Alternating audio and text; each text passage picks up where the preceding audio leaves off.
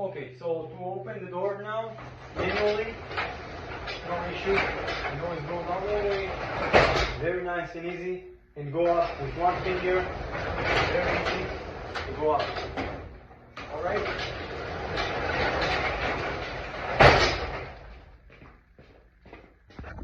So we have new springs, new drumming cable and bracket, new drumming cable bracket, and here we have the old system.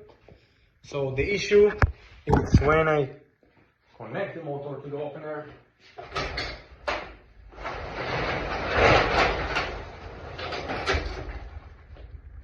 and I try to close it with the remote,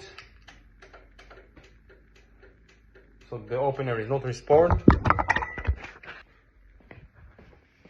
The sensor, it's connect, is blinking if I block the door.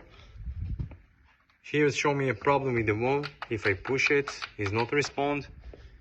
And the other sensor here, it's connect too.